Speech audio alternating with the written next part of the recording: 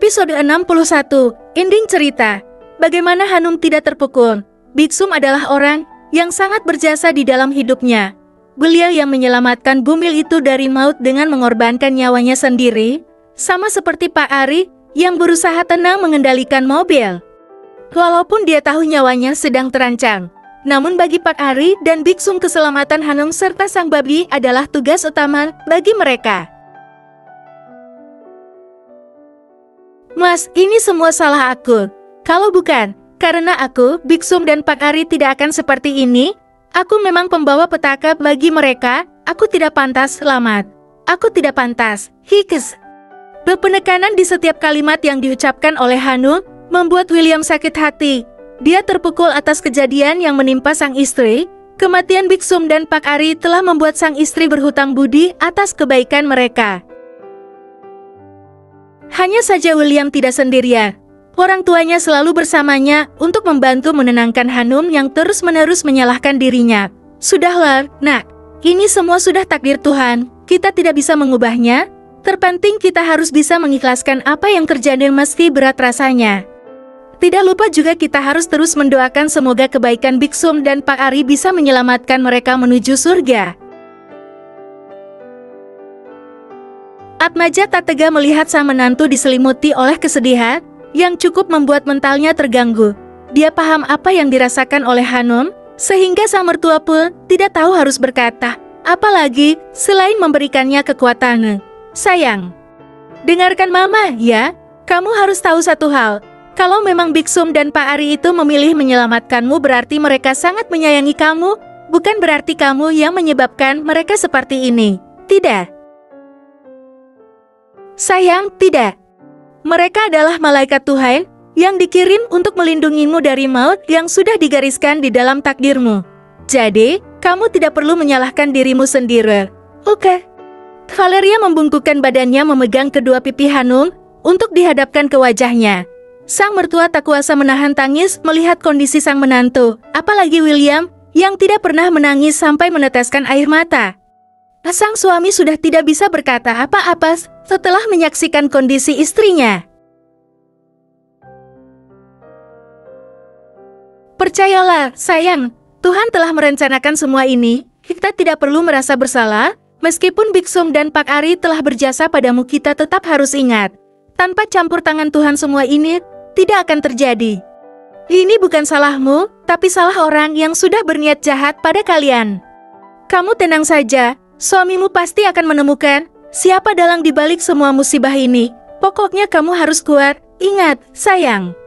Kamu sudah menjadi seorang ibu. Jangan sampai kondisimu drop. Kasihan anak-anakmu yang masih butuh pelukan ibunya. ASI ibunya.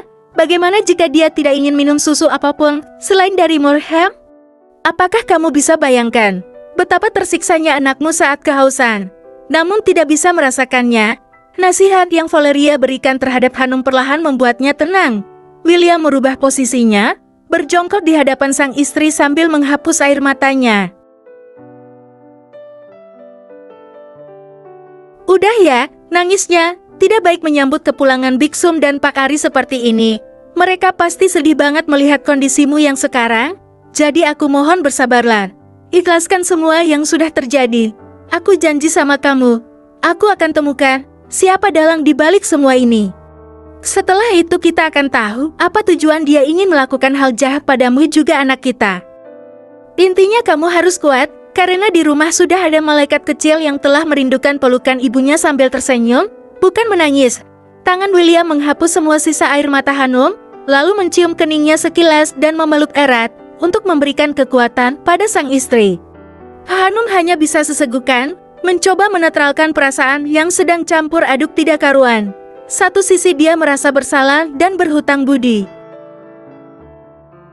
Satu sisi lagi kecewa terhadap dirinya yang telah menjadi penyebab kematian Biksum serta Pak Ari. Pemakanan pun terus dilakukan sampai selesai. Tak lupa juga doa-doa mulai dipanjatkan untuk ketenangan Biksum dan Pak Ari di surga. Bunga-bunga yang masih segar mulai ditaburkan secara bergantian membuat air mata Hanum kembali terjatuh. William selalu memapa sang istri untuk turun dari kursi rodanya dan mencium batu nisan milik Biksum serta mengelus batu nisan milik Pak Ari. Maafkan Hanum ya, Bet Pak. Hanum janji sama kalian akan menjaga si kembar dengan baik, seperti kalian menjaga kami pasca kecelakaan itu. Sekali lagi maafkan Hanum ya, Bet Pak. Hanum tidak tahu harus berkata, apalagi. Hanum sayang sama kalian. Terima kasih, karena nyawa kalian menyelamatkan nyawa Hanum juga si kembar. Sampai kapanpun Hanum tidak akan melupakan jasa kalian. Selamat jalan Biksum, Pak Ari. Semoga kalian tenang di sana, terima kasih. Hanum kembali duduk di kursi rodanya sambil dipeluk oleh Valeria, yang berusaha menenangkan keadaan sang menantu. William berjongkok di hadapan makam Biksum juga Pak Ari, dengan tatapan kesedihan penuh amarah. Hatinya masih tidak bisa tenang sebelum pelakunya tertangkap. Tidak ada kata yang bisa saya katakan untuk kalian selain terima kasih dan maaf. Berkat kalian Hanum dan anak-anakku bisa selamat dari maut tersebut. Sampai saya mati pun, tidak akan pernah lupa dengan kebaikan kalian. Saya berjanji akan menjaga anak dan istri saya jauh lebih ketat lagi. Dan saya juga berjanji akan mencari tahu siapa di balik kecelakaan yang menimpa kalian. Jika saya sudah menemukan orang itu, saya akan meminta dia bersujud di depan kalian. Saya janji itu. Bintang. Pelaku kejahatan itu akhirnya tertangkap. Kini William dan Hanum hidup penuh dengan kehati-hatian. Apalagi putra-putra mereka sudah semakin besar dan sehat. Hanum selalu berziarah ke makam dua orang penyelamatnya. Hanum selalu berdoa untuk mereka agar mendapatkan tempat terbaik di sisi Tuhan. Kini kehidupan Hanum dan William dan juga si kembar semakin bahagia dan berharap tidak akan ada lagi yang berniat jahat terhadap mereka. Tamat.